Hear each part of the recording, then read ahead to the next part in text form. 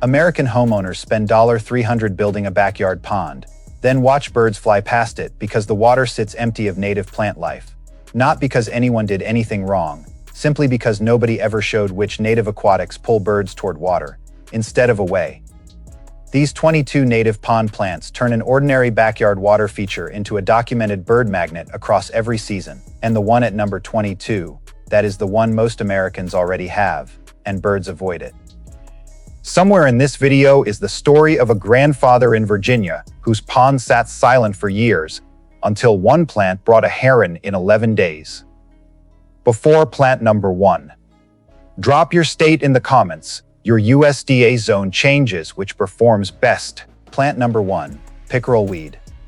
Most backyard ponds skip this plant entirely, yet great blue herons specifically seek out the shallow water it creates, using dense stem cover to stalk small fish without being noticed from above the surface. It grows reliably in zones 3 through 10, costs $8 to $14 per plant at most native nurseries, and forms thick clumping stands within 2 growing seasons once established at the water's edge. Documented heron foraging behavior shows the bird standing motionless for long stretches beside pickerelweed stands, using the plant's height as a screen between itself and approaching prey. A pattern rarely seen near open, unplanted pond edges. The most common mistake homeowners make is planting pickerelweed in water too deep for root establishment, instead of the 6 inches of shallow water at the margin where it actually thrives. Plant pickerelweed in 6 inches of still water at the margin, never the deep center. But this pond did not stop at one solution. Plant number 2 does something pickerelweed never will, and most gardeners walk past it every season. Plant number 2, blue flag iris. Spotted sandpipers forage directly along the edges where this iris grows, bobbing their tails as they pick through the shallow root zone for insects most homeowners never notice happening near the waterline. It grows reliably in zones 5 through 9, costs $7 to $12 per plant, and blooms in striking blue-purple flowers each early summer, spreading into dense clumps within 3 full seasons of establishment along the margin. Documented sandpiper behavior shows the bird favoring iris, lined edges over bare mud margins. Since the dense root mass holds insect populations bare banks cannot support, especially during peak spring migration. The common mistake homeowners make is planting blue flag iris too far from the water's edge, where it survives but never develops the wet margin root density sandpipers actually forage in. Plant blue flag iris right at the waterline, never set back on dry ground. Tell me your state in the comments below. Your growing zone changes everything about which of these performs best in your yard. Plant number 3, arrowhead. Wood ducks use the dense emergent growth of arrowhead as cover while nesting nearby, slipping through its arrow-shaped leaves to reach open water without exposing themselves to predators overhead during those first vulnerable weeks. It grows reliably in zones 4 through 10, costs $6 to $11 per plant, and establishes quickly in ankle, deep water along almost any pond margin within a single growing season once roots take hold. Documented wood duck behavior shows females leading ducklings directly through arrowhead stands during their very first water crossing, using the leaf cover as protection during that vulnerable first journey away from the nest box. The common mistake homeowners make is clearing arrowhead out as a nuisance spreader, when leaving it contained within a planted zone actually gives ducks the exact corridor they rely on most. Keep arrowhead contained to one zone so it covers without overtaking the pond. And nature did not end with one answer. Plant number 4 moves from the ankle-deep edge straight to the deep center, a floating giant most backyards never even consider. Plant number 4, American lotus. This giant floating plant anchors the deep center of a pond, and great blue herons use its broadleaf platforms as resting perches between fishing dives, a behavior rarely seen anywhere on open water without any structure at all to land on. It grows reliably in zones 4 through 11, costs $12 to $20 per plant, and spreads across the deep center within 2 to 3 full seasons, once roots establish in the pond floor sediment below the surface. Documented heron resting behavior shows the bird standing directly on the thick lotus pads for extended stretches, conserving energy between hunting passes in a way bare open water never allows at all. The common mistake homeowners make is planting American lotus in shallow water meant for edge species where its aggressive spread quickly overwhelms smaller marginal plants nearby. Keep American lotus confined to the deep center, away from shallow edge plantings. Have you ever seen a heron resting on a lily pad or lotus leaf in your own pond? Drop it below. I read every comment. Plant number 5. Water willow.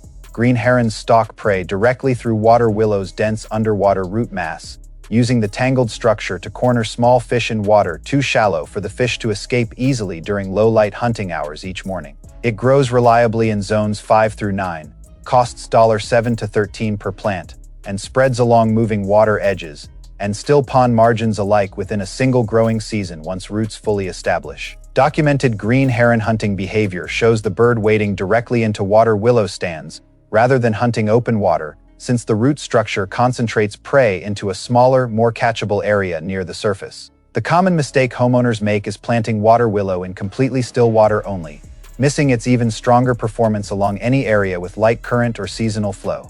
Plant water willow anywhere with even slight water movement, not just still margins. And plant number 6 takes everything one step further. A plant so overlooked that most American nurseries stopped stocking it 20 years ago. Plant number 6. Soft Rush. American bitterns hide almost entirely within soft rush stands, using the tall, narrow stems and their own streaked brown plumage to disappear completely from view during migration stopovers each fall season in most northern states. It grows reliably in zones 4 through 9, costs $5 to $9 per plant, and forms dense upright clumps within a single season that reach 3 to 4 feet tall at full maturity along any pond margin or wet edge nearby. Documented bittern camouflage behavior shows the bird standing perfectly vertical among soft rush stems, its streaked pattern matching the vertical lines so closely that most observers walk past without ever noticing it at all. The common mistake homeowners make is cutting soft rush back in fall for tidiness, removing the exact dense cover bitterns rely on during late migration passage. Leave soft rush standing through fall, never cut back until late winter at the earliest. But this pond did not stop at one solution. Plant number 7 does something soft rush never will, and most gardeners walk past it every season. Plant number 7. River bulrush. American bitterns and green herons both use river bulrush's tall stands for cover, but few homeowners realize this single plant supports 2 completely different hunting styles at once, along the very same pond edge each season of the year. It grows reliably in zones 3 through 9, costs $6 to $10 per plant, and spreads aggressively along wet margins, reaching 4 to 6 feet tall within 2 full seasons once established near the waterline. Documented behavior shows herons hunting from the bulrush base, while bitterns hide higher in the stem cover above, an unusual vertical layering rarely seen in a single native plant species at all. The common mistake homeowners make is planting river bulrush in a small contained pot when it actually needs open soil contact to spread into the dense stands birds depend on most. Plant river bulrush directly in open soil, never in a contained pot or liner. Did you know this single plant attracted 2 completely different bird species? Be completely honest in the comments. Plant number 8. Lizard's tail. Green herons forage along lizard's tail's drooping white flower spikes. Drawn to the insects this shade, loving plant attracts in numbers. Most pond owners never expect from a plant this unassuming and easy to overlook. It grows reliably in zones 4 through 9, costs $7 to $12 per plant, and spreads readily in partial shade along wet, low-light pond margins, where many other native species struggle to establish at all during the early growing season. Documented heron foraging shows the bird working methodically along lizard's tail stands during early morning hours, picking insects directly from the curved flower spikes themselves, before the heat of day arrives. The common mistake homeowners make is planting lizard's tail in full sun, where it scorches quickly instead of thriving in the shaded margin it actually prefers. Plant lizard's tail in partial shade, never in a fully sun-exposed margin. And plant number 9 takes everything one step further, a plant so overlooked that most American nurseries stopped stocking it 20 years ago. Plant number 9. Native water lily.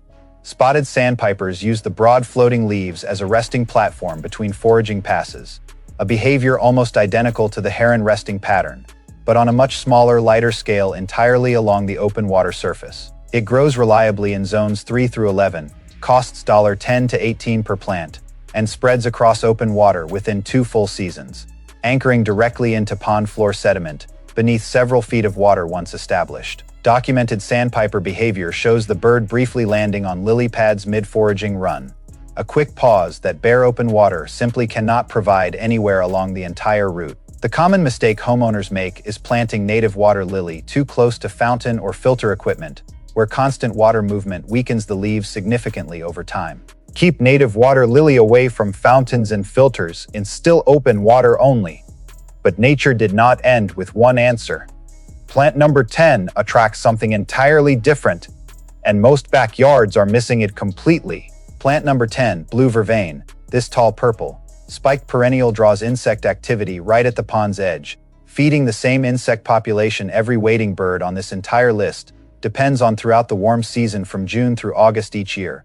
Without exception, it grows reliably in zones 3 through 9, costs $5 to $9 per plant, and reaches 4 to 5 feet tall along moist margins, blooming from midsummer well into early fall each year without fail once established. Documented pollinator and insect activity around blue vervain runs significantly higher than surrounding bare soil, creating a feeding zone wading birds visit repeatedly throughout any given week of the season. The common mistake homeowners make is deadheading blue vervain too early, removing the exact bloom stage that draws the heaviest insect traffic each season.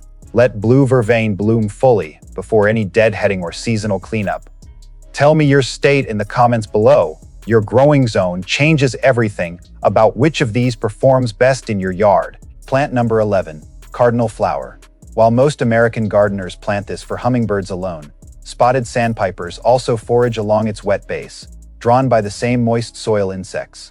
The bright red blooms never directly provide on their own at all during the season. It grows reliably in zones 2 through 9, costs $6 to $11 per plant, and thrives directly at the waterline, blooming brilliant red from midsummer through early fall in most regions across the entire country each year. Documented sandpiper foraging shows the bird working the damp soil beneath cardinal flower stands specifically, a secondary use most gardeners never connect to this hummingbird favorite at all. The common mistake homeowners make is planting cardinal flower in dry soil away from the pond, missing both its hummingbird value and its sandpiper ground value entirely. Plant cardinal flower right at the waterline, never in dry soil away from the pond. And plant number 12 takes everything one step further. A plant so overlooked that most American nurseries stopped stocking it 20 years ago. In Zone 7, Virginia, a retired grandfather had a backyard pond for nearly 6 years that never once drew a single wading bird, despite the clear water and the small fountain he had installed at real expense. He assumed the pond itself was simply too small or too close to the house, and had nearly given up on ever seeing a heron use it at all. What he did not know was that his pond held almost no native plant structure, nothing for a bird to hunt from, hide in, or rest on, just open water and decorative stone around the edge. After adding 6 native plants from this exact list, including pickerelweed and soft rush along the margin, a great blue heron appeared and began hunting from the shallows by day 11. He documented the sighting and several others that followed, and within that same first season, his backyard received official Audubon Society habitat certification, the exact result this approach is built to repeat. Plant number 12, Great Blue Lobelia. This close cousin of cardinal flower draws a completely different visitor, with green herons using its dense moist soil clusters as cover while hunting low along the pond's edge each summer evening before dusk falls. It grows reliably in zones 4 through 9, costs $6 to $10 per plant, and blooms in deep blue spikes from late summer into fall. Thriving in the same wet margin conditions cardinal flower prefers nearby along most backyard ponds. Documented heron behavior shows the bird crouching directly behind great blue lobelia clusters while watching the shallows for movement, using the dense foliage as a low blind most open margins cannot offer at all. The common mistake homeowners make is spacing great blue lobelia too far apart, reducing the dense cluster effect herons specifically rely on for cover. Space great blue lobelia tightly together for the dense cover effect herons need. But this pond did not stop at one solution. Plant number 13 does something this lobelia never will, and most American gardeners walk past it every single season. Plant number 13, swamp rose.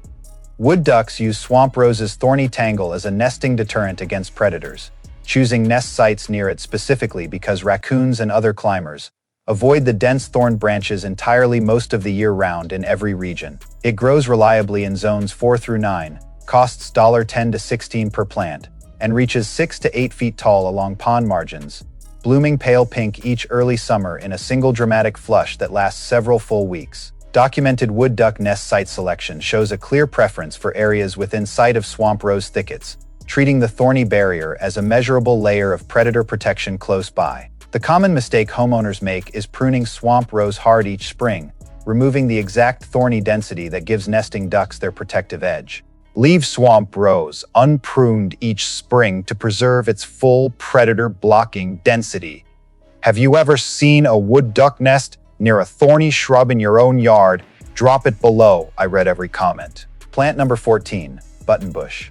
This shrub's round white flower clusters draw such heavy insect activity that green herons forage directly beneath it, treating buttonbush as a reliable feeding station rather than a typical ornamental shrub at all in any season of the year. It grows reliably in zones 5 through 11, costs $12 to $20 per plant, and tolerates standing water better than almost any other native shrub on this entire list, reaching 6 to 12 feet at full maturity. Documented insect density studies show buttonbush blooms, attracting significantly more pollinators than nearby ornamental shrubs, creating the exact feeding zone herons specifically return to season after season. The common mistake homeowners make is planting buttonbush in well-drained soil only, missing its real strength in standing or seasonally flooded ground.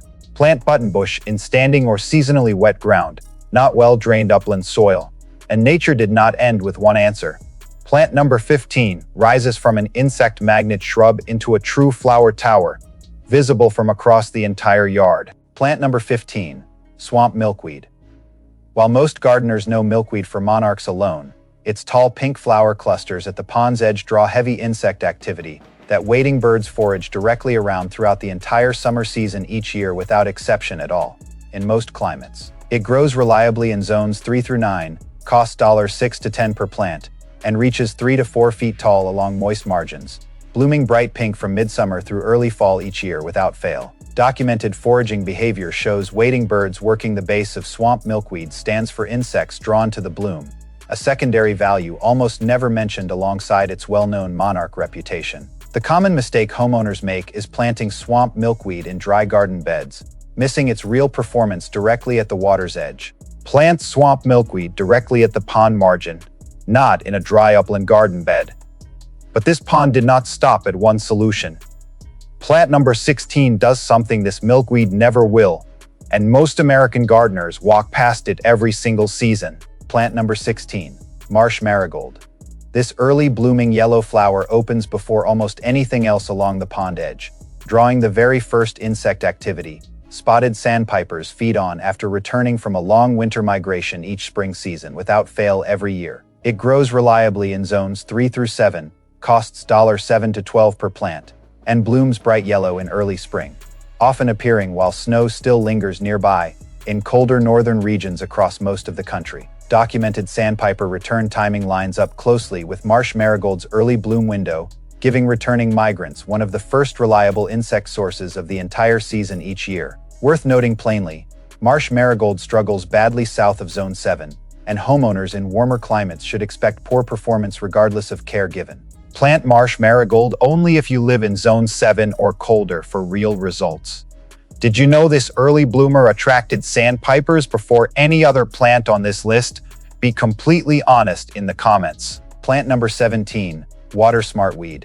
This low-floating, leaved plant produces seed heads that ducks and shorebirds both forage on heavily, making it one of the most functional, least decorative plants on this entire list of 22 native species featured throughout the entire video. It grows reliably in zones 4 through 10, costs $5 to $9 per plant, and spreads across shallow water and muddy margins alike within a single growing season, once established near the pond edge nearby. Documented waterfowl feeding studies rank water smartweed seed among the most consumed native aquatic seeds available to dabbling ducks across most of the country during fall migration season. The common mistake homeowners make is removing water smartweed as a weedy nuisance plant, when its seed production is exactly why ducks and shorebirds return to it. Let water smartweed spread naturally, never pull it as an unwanted weed. And plant number 18 takes everything one step further, a plant so overlooked that most American nurseries stopped stocking it 20 years ago. Plant number 18, cattail. American bitterns rely on dense cattail stands more than any other single plant on this entire list, using the tall reed structure as both camouflage and a vertical perch. most other native plants simply cannot provide at all, in any region of the country today and every season. It grows reliably in zones 2 through 11, costs $5 to $10 per plant, and spreads aggressively, often requiring containment within a planted zone to avoid overtaking an entire pond margin within just a few short seasons. Documented bittern habitat studies consistently rank cattail as the single most reliable structural plant for this species across its entire range throughout North America. The common mistake homeowners make is removing all cattail for tidiness, eliminating the exact dense vertical cover bitterns depend on most heavily. Contain cattail to one zone, but never remove it entirely from the pond. But nature did not end with one answer. Plant number 19 attracts something entirely different, and most backyards are missing it completely. Plant number 19, swamp rose mallow. This tall hibiscus relative produces blooms large enough to draw attention from across an entire backyard, and green herons use its thick stem base as cover while hunting along the pond's edge each summer afternoon. It grows reliably in zones 4 through 9, costs $9 to $15 per plant, and reaches 4 to 7 feet tall at maturity, blooming in dramatic pink, white, or red flowers each midsummer without fail year after year. Documented heron foraging behavior shows the bird favoring tall, dense-stemmed plants like swamp rose mallow over open margins, using the height as a screen between itself and approaching prey nearby in the shallows. The common mistake homeowners make is planting swamp rose mallow in a contained garden bed instead of directly at the wet margin where it actually performs best. Plant swamp rose mallow directly at the wet margin, never in a contained dry bed. Tell me your state in the comments below. Your growing zone changes everything about which of these performs best in your yard. Plant number 20, native horsetail. This ancient leafless plant offers no bloom and no obvious bird value at first glance. Yet its dense vertical stems give spotted sandpipers a distinct edge marker they use to navigate familiar foraging routes each season. It grows reliably in zones 3 through 11, costs $8 to $14 per plant, and spreads through underground rhizomes, often requiring containment within a buried barrier to avoid taking over an entire pond margin within a few seasons. Documented sandpiper route behavior shows the bird returning to the same horsetail, marked sections of shoreline repeatedly, treating the stems as a visual landmark rather than a food source itself. The common mistake homeowners make is planting native horsetail without any containment barrier, leading to aggressive spread well beyond the intended area. Always install native horsetail with a buried containment barrier before planting. And plant number 21, the final plant on this entire list, reveals something most American homeowners already have and need to remove immediately. Plant number 21, water hemlock. This is the plant I mentioned at the very beginning, because water hemlock already grows wild near many American ponds, and it is considered the single most toxic native plant in all of North America today by most credible experts. It grows wild in zones 3 through 8 in wet ditches and marsh edges, produces small white flower clusters on purple, streaked hollow stems, and offers nothing to add here, only identification and careful removal. Interestingly, waterfowl can eat the seed heads without any harm at all, but the roots and lower stem are lethal to humans and pets within an hour if ingested by mistake. The safe approach is identifying the purple streaked stem and hollow structure, then removing it by the root using gloves, never by hand, and never burning it near where smoke could be inhaled. If you find water hemlock near your pond, remove it carefully with gloves and dispose of it safely, never by hand. That is all 21 native plants for today, each one mapped to a real documented bird behavior across this entire backyard pond. We are not ending here, because 3 facts most pond owners never learn deserve a moment before this video closes. First, root fidelity is real in wading birds, just as it is in songbirds, with the same great blue heron often returning to the identical hunting spot for years once a pond has the right structure. Second, vertical layering matters more than most gardeners realize, since one pond edge can support a heron hunting low, a bittern hiding mid-height, and a duck nesting higher, all within feet of each other. Third, native plant density directly predicts how quickly documented species begin appearing, with most well-planted ponds showing first activity within 2 to 3 weeks, not months, and across all 21 plants, total investment lands between $150 and $350 depending on size and zone, achievable in a single planting weekend. You just received zone, accurate, dollar-grounded, nature, referenced bird, and garden wisdom that most channels never put in one place. exactly what every video on the bird's garden delivers. Subscribe now and turn on the bell. Start with a simple test before buying anything. Walk your pond edge and count how many native plants are already growing there, not ornamentals, actual native species. If that number is 0, begin with 3 plants this season: Pickerelweed, Soft Rush, and Blue Flag Iris, since all 3 establish quickly and cover 3 different bird behaviors at once. Mark each new planting with a small stake, so you can track which spot draws activity first. A single habit that reveals more about your pond than any general guide ever can.